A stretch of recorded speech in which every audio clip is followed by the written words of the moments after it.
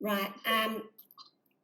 So Kate Floss and the Oreo team back again. I'm going to be putting this up on the YouTube. We've been a bit quiet because we've been waiting. We've got the case in the appeals court with Jacinda Ardern that was deemed abandoned, and we've appealed that abandonment, and we got a bit messed up with dates, and there we are. I'm very, very new in the court, and I do make mistakes as I go along the way. But anyway, we're waiting for letters back, and that's in the process.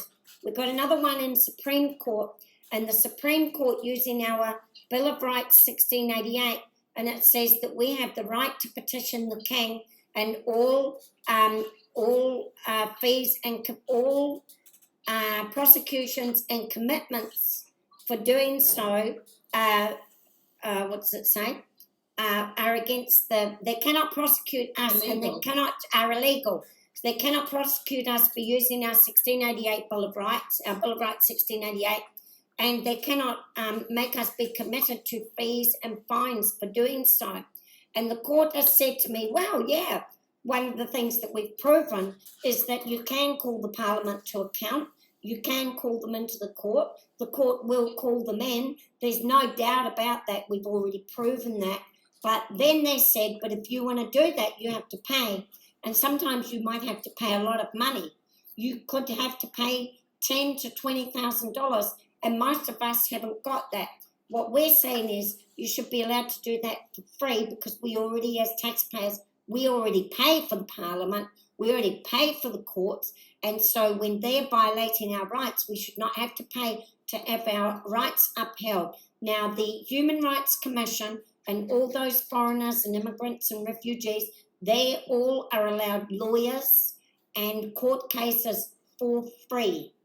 It's absolutely free. Now, what the courts are saying to me is they said, even if you win, you still have to pay us.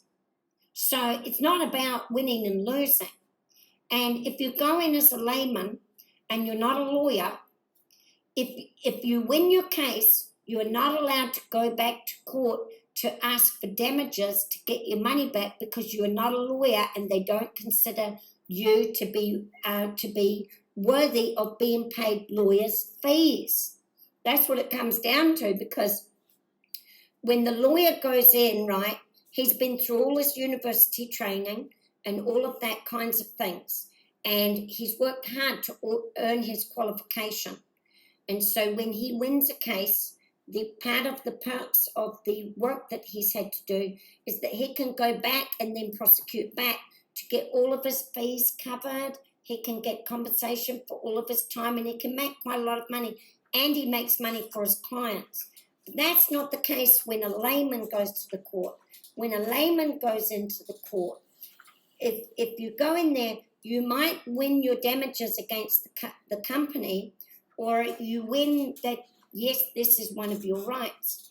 But why should you, or why should I, who is not a lawyer, why should I get paid lawyers' fees and solicitors' fees at the expense of the New Zealand public, when I was never properly qualified through a university and got my proper qualifications?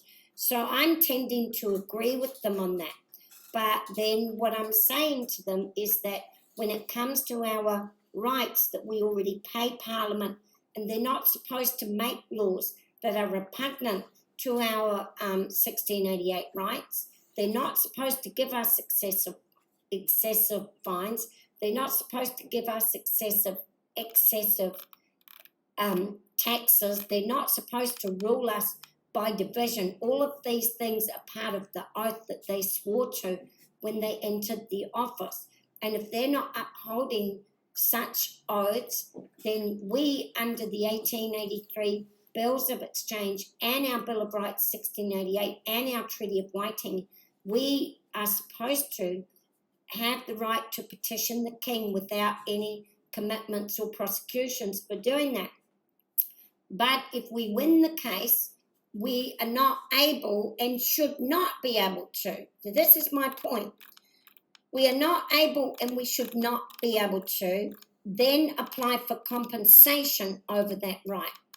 Because the win is that you did your public duty, that you worked for the public, you did your public duty, which is our duty as the public, is to manage that parliament, manage what they're doing. And when we sit back and live our lovely lives and don't do that, and then they rule us in tyranny, the only ones that we've got to blame is our own selves, because we have not completed our duty, which is watching over what they're doing.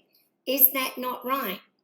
And then, so if they come back and say, yes, you did get that right, what do you get? You get a declaration, and you get it up in the Supreme Court laws. Your name is everlasting. Your name can never, ever be removed, and no parliamentarian, not now, not 50 years from now, not 200 years from now, no parliamentarian can overturn that right that you went and got proclaimed in a court of law. So that's the win. That is the win that you get. That's right. Yeah, it is, and it's a huge win. You get your family name into the book of life, and that should be enough. And well, for me, it's enough. It's about truth. It's about truth. It's about loving your country. It's about doing service for your country, and it's about thinking about your own people without thinking about your own selfish thoughts. And now the Human Rights Commission